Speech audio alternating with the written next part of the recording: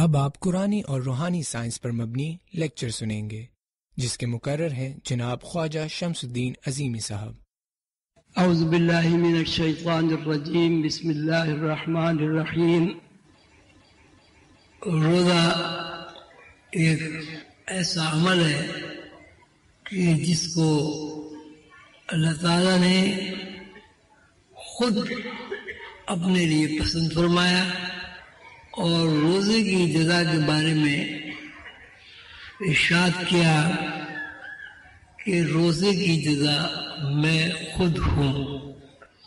تو میں یہ چاہتا ہوں کہ ہم سب مل کر یہ سوچیں کہ یہ کیا بات ہوئی کہ اللہ تعالیٰ فرماتے ہیں کہ روزے کی جزا میں خود ہوں۔ نماز، حج، زکوٰۃ اور ساری نیکیاں جس کے بارے میں اللہ تعالیٰ فرماتے ہیں ان سب کا اجر ملے گا۔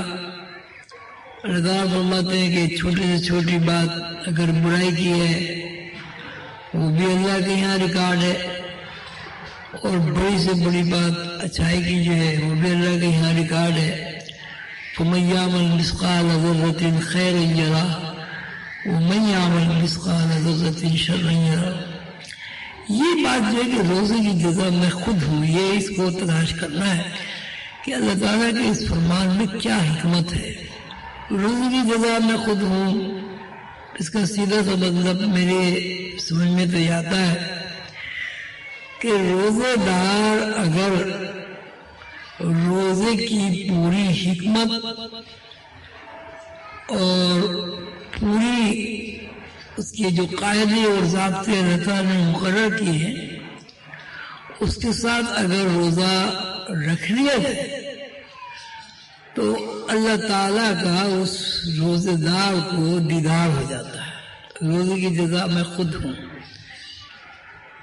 یہ اللہ تعالیٰ اس کے سامنے آ جاتے ہیں۔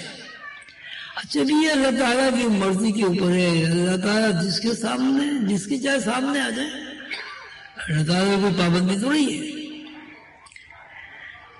اب یہ روزے کی جزا میں خود ہوں۔ اب ہم روزہ رکھتے ہیں، اپنے باپ دادا سے بھی سنتے ہیں وہ بھی روزے رکھتے آئے ہیں، روزے کا اہتمام بھی بہت ہوتا ہے۔ روزے دار اس بات کی کوشش بھی کرتے ہیں کہ بھائی ادھر ادھر کی خرافات سے بچنا چاہیے تاکہ روزے کا اجر ضائع نہ ہو، لیکن ابھی تک کوئی ایسی بات سننے میں نہیں آئی کہ کسی نے جرات کے ساتھ یہ کہا ہو کہ بھائی میں نے روزہ رکھا تھا اور میں نے اللہ کا دیدار کر لیا۔ ہوں گے بہت سارے لوگ ہوں گے، اللہ تعالیٰ کے بڑے بڑے بندے پڑے ہوئے ہیں، ولی اللہ پڑے ہوئے ہیں، عمومی طور پر یہ بات سننے میں نہیں آئی، میرے خیال ہے آپ نے بھی نہیں سنی ہوگی۔ تو یہ بات کہ روزے کی جگہ میں خود ہوں، یہ کس طرح حاصل ہو؟ روزہ تو ہم رکھتے ہیں، بھوکا رہنا یہ بھی آپ کے ذہن میں آ گیا، لیکن اللہ تعالیٰ جب یہ کہتے ہیں کہ روزے کی جگہ میں خود ہوں تو اس کا مطلب یہ نہیں ہوتا کہ آدمی نے ایک دفعہ اللہ کو دیکھ لیا۔ میری سمجھ کے مطابق اس کا مطلب یہ ہوتا ہے کہ روزے دار کے اندر ایک ایسی طرز فکر راسخ ہو جاتی ہے کہ وہ بندہ اس طرز فکر سے اللہ کے علاوہ کچھ دیکھتا ہی نہیں ہے، ایک طرز فکر حاصل ہو جاتی ہے اس سے۔ اچھا، طرز فکر کے بارے میں ہم سب کا مشاہدہ ہے اور ہم سب جانتے ہیں اس بات کو کہ طرز فکر ماحول سے بنتی ہے۔ اب وہ ماحول کے دو حصے ہوتے ہیں، ایک ماحول ہوتا ہے والدین کا، گھر کا ماحول، ماں باپ، دادا دادی، نانا نانی، خالہ پھوپھی، اور ایک ماحول ہوتا ہے گھر سے باہر کا۔ گھر کا ماحول ذرا کم افراد پر مشتمل ہوتا ہے، باہر کا ماحول زیادہ افراد پر مشتمل ہوتا ہے۔ اب جب بچہ باہر نکلتا ہے تو ہر طرح کے لوگوں سے اس کی میل جول ہوتی ہے، ملاقات ہوتی ہے، لیکن یہ بات طے ہے کہ اس سے کوئی آدمی انکار نہیں کر سکتا کہ بچے کی جو ذہنی تربیت ہوتی ہے وہ ماحول کے زیر اثر ہوتی ہے. اب دیکھیں ماں باپ کسی ایسے ماحول میں ایسے محلے میں رہتے ہیں جہاں کے حالات اچھے نہیں ہوتے تو وہی دیکھتے ہیں ہمارے بچے تو خراب ہو رہے ہیں بھائی اس ماحول میں، تو وہ کوئی بھی جتن کر کے خرچہ کر کے، کچھ لوگ جو یہ دیکھا میں نے گھر بھیج دیتے بھائی یہ محلہ جو ہے اس قابل نہیں ہے کہ یہاں ہمارے بچے رہیں خراب ہو جائیں گے. وہ ایسے ماحول میں جانا پسند کرتے ہیں کہ جہاں بچوں کی تربیت صحیح ہو، اور ایسا ہوتا ہے. بہت سارے تجربات آپ کو بھی ہوں گے، مجھے بھی ہوئے کہ ایسے ماحول میں بچے رہے کہ جہاں بچے پڑھتے نہیں ہیں، جہالت ہے، یا والدین کے اندر علم کا ذوق نہیں ہے، یا والدین میں خاندانی روایات کا فقدان ہے. جب ہم یہ دیکھتے ہیں کہ ہمارے بچے اس ماحول میں خراب ہو رہے ہیں تو ہم اس ماحول کو چھوڑ دیتے ہیں، اور یہ تجربہ ہے کہ بچے ہمارے ٹھیک ہو جاتے ہیں. اسی طرح اسکولوں کا بھی ہے، اسکول میں ہم بچوں کو بھیجتے ہیں تو وہ بھی اسی لیے بھیجتے ہیں تاکہ بچے کو ایک اچھا ماحول ملے. تو اب ہمیں یہ سوچنا چاہیے، اور ہم یہ سوچنے پر مجبور ہیں، اس کے علاوہ کوئی حل ہماری سمجھ میں نہیں آتا کہ ماحول کے زیر اثر طرز فکر بنتی ہے. ماحول اچھا ہوگا آپ اچھے ہو جائیں گے، ماحول خراب ہوگا تو آپ ماحول کے زیر اثر ضرور آپ کے اندر خرابیاں پیدا ہو جائیں. آپ کا بیٹا ایسے بچوں میں کھیلے گا جو گالم گلوچ کرتے ہیں، وہ گالی دینا شروع کر دے گا. آپ کا بچہ ایسے ماحول میں رہتا ہے کہ جہاں اللہ رسول کا تذکرہ ہوتا ہے، آپ جناب سے گفتگو کی جاتی ہے، وہ اسی قسم کی گفتگو کرے گا، اسی قسم کی بولی بولے گا اور اسی قسم کی باتیں کرے گا جو اس سے ماحول میں موجود ہے، کہ ماحول میں وہ بچہ سن رہا ہے. ماں باپ اگر جھوٹ بولیں گے تو بچہ جھوٹ بولے گا. آپ نے دیکھا ہوگا چھوٹے چھوٹے بچے 2 سال کے 1 سال کے، اماں ابا نماز پڑھتے ہیں، وہ مسلح پہ آگے بچہ بھی کھڑا ہو جاتا ہے، چھوٹا سا نیت مان لیتا ہے، اسے پتا تو نہیں میں کیا کر رہا ہوں. ماحول آدمی کو بدلتا ہے، تبدیل کرتا ہے. تو ایک ماحول انبیاء علیہ السلام کریٹ کرتے ہیں اور ایک ماحول شیطان کریٹ کرتا ہے.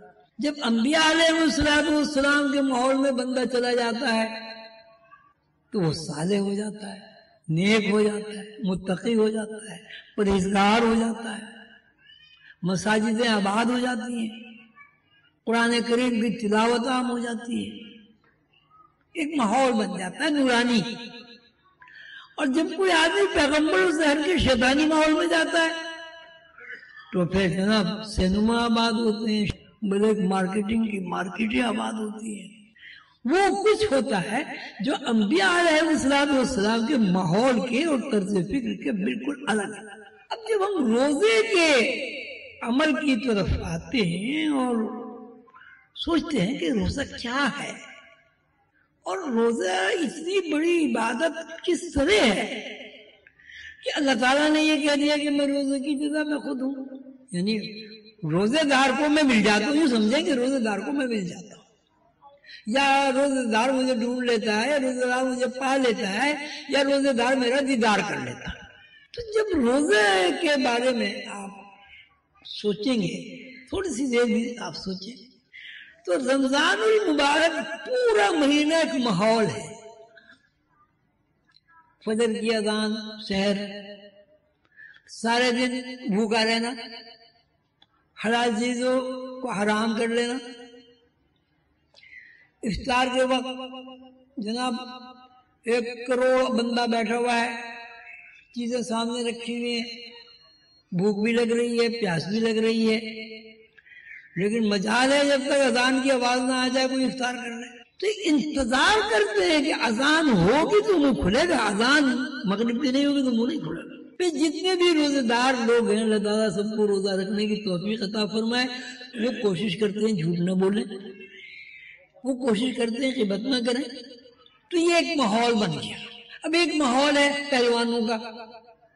اب پہلوانوں کا ماحول ہی ہے کہ خوب ورزشیں کریں اور کھاتے چلے جائیں، خوب ورزشیں کریں اور کھاتے چلے جائیں. وہ دفعہ یہاں ایک پہلوان آیا تھا باہر کا، وہ اس کی خوراک چھپی تھی اخبار میں، وہ کہتا تھا میں 30 انڈے صبح ناشتے میں کھاتا ہوں. ایک بکرا کھا جاتا ہوں. تو وہ ایک ان کا ماحول ہی الگ تھا کھانے پینے کا. اور جو صحت مند لوگ ہوتے ہیں ان کا بھی ایک ماحول ہے، بیمار آدمیوں کا بھی ایک ماحول. اب آپ اسپتال میں جائیں تو اسپتال کے ماحول کو آپ صحت مند ماحول نہیں کہہ سکتے. اسپتال کا ماحول اس لیے ہے تاکہ بیمار آدمی ایک جگہ جمع ہو کر اچھی صحت لے کے اس بیماری کے ماحول سے نکل کر صحت مند معاشرے میں واپس آ جائے.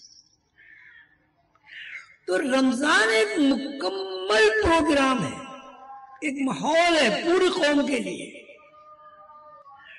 جب آدمی اس ماحول میں رچ بس جاتا ہے، مثلا ایک بچہ ہے آپ کا، اب آپ کے گھر میں آپ جناب سے بات کی جاتی ہے. اگر آپ کا ماحول ایسا ہے کہ آپ جھوٹ نہ بولیں تو آپ کوشش کے باوجود جھوٹ نہیں بول سکتے. اگر آپ کے ماحول میں آپ کی طبیعت اس طرح کر دی گئی کسی کی دل آزاری نہیں کرنی تو آپ کتنے ہی چاہیں دل آزاری نہیں کر سکتے. اور اگر آپ نے دل آزاری کسی کی آپ سے ہو گئی تو آپ کا ضمیر برابر کرتا رہتا ہے.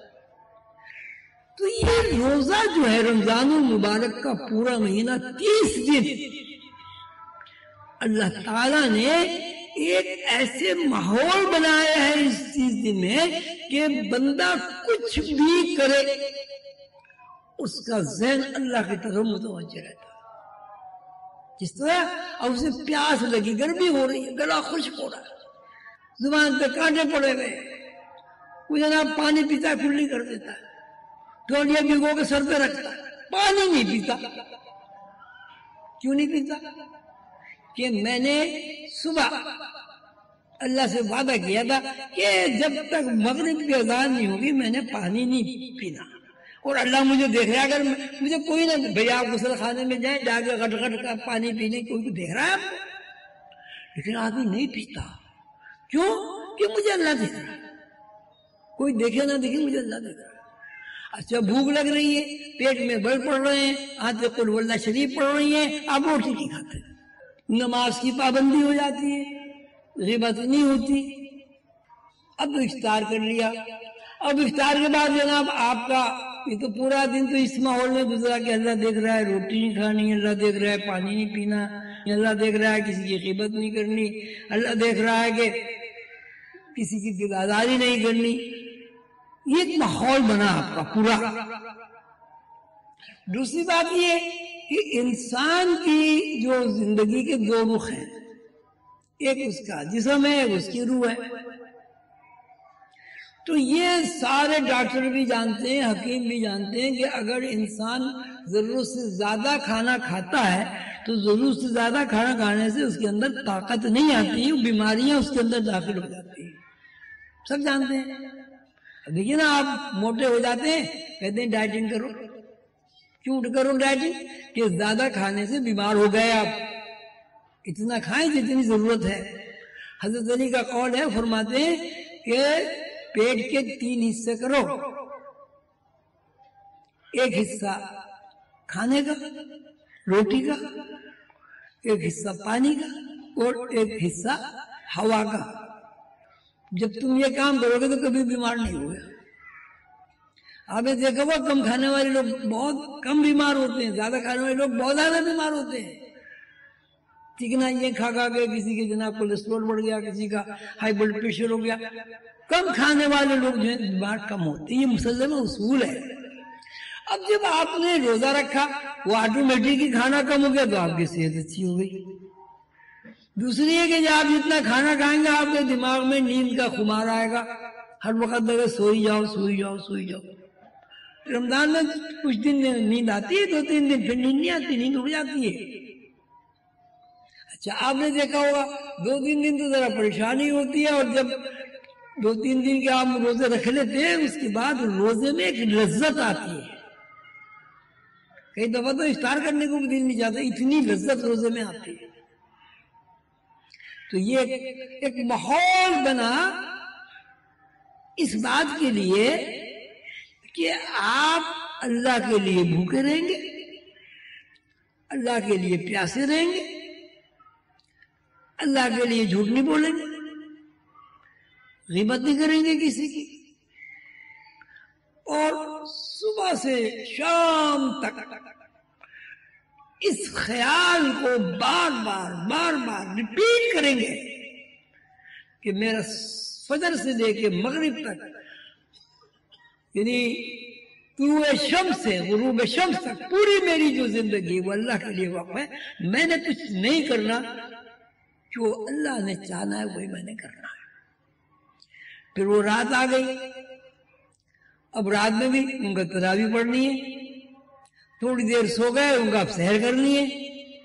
تو جب آپ اس کو چارٹ بنائیں گے اس کا اور حساب کتاب کریں گے تو 24 گھنٹے میں تقریباً 15-16 گھنٹے انسان کا ذہن اللہ کی طرف متوجہ رہتا ہے، جو عام دنوں میں نہیں رہتا. تو یہ روزہ جو ہے یہ ایک ماحول ہے جو انسان کو انبیاء کی صف میں جا کر کھڑا کر دیتا ہے اور اللہ سے قریب کر دیتا ہے. پھر اس پریکٹس سے، کم کھانا سے، کم سونے سے، کم باتیں کرنے سے آدمی کے اندر ایک روحانی صلاحیت بیدار ہوتی ہے. ہر انسان جانتا ہے کہ انسان کے اندر 2 صلاحیتیں کام کر رہی ہیں. ایک ہم بیداری میں چلتے پھرتے کھاتے پیتے، اور دوسری صلاحیت ہم خواب میں کھاتے پیتے چلتے پھرتے. تو 20 روزے رکھنے کے بعد، یعنی 20 دن ایک مخصوص نورانی ماحول میں رہنے سے انسان کے اندر ایک صلاحیت ابھرتی ہے.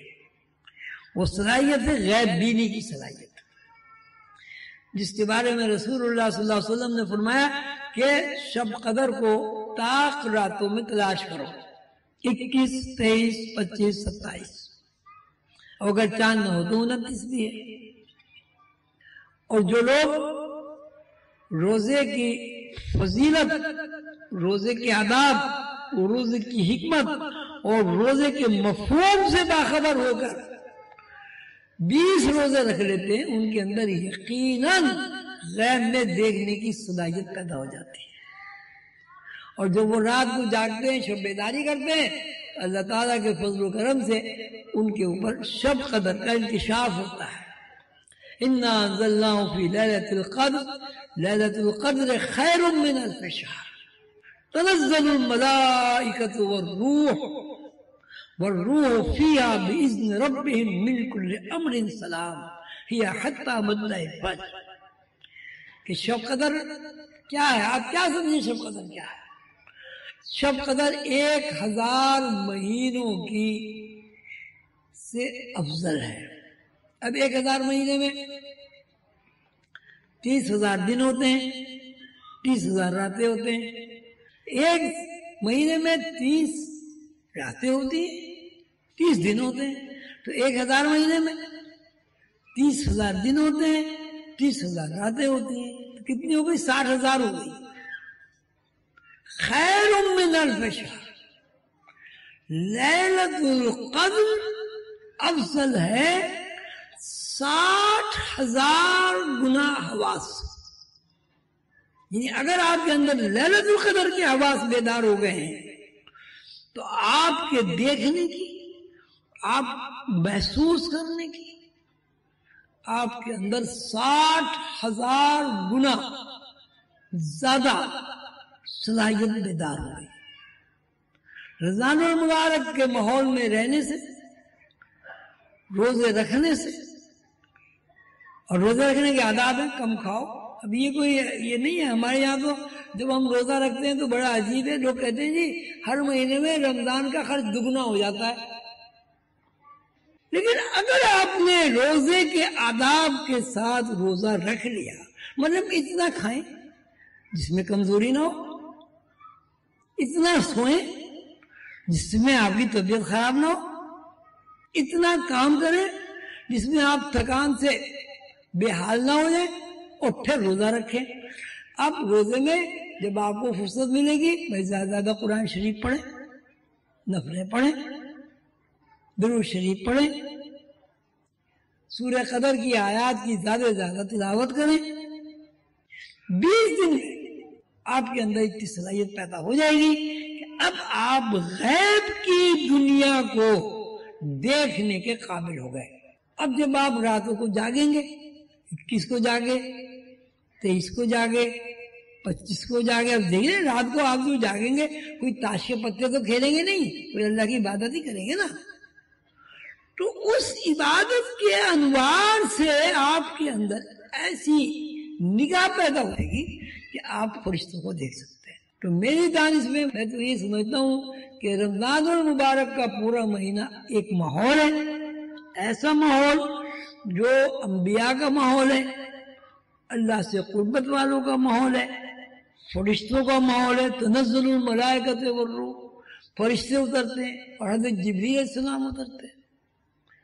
اور اس ماحول میں جب آپ رچ گئے، بس گئے، تو اب پورے سال، اب ایک مہینے کے ماحول میں اگر آپ اللہ تعالیٰ سے قربت آپ کو حاصل ہو گئی، بس ٹھیک ہے، بس سارے سال آپ کو وہ قربت حاصل رہے گی.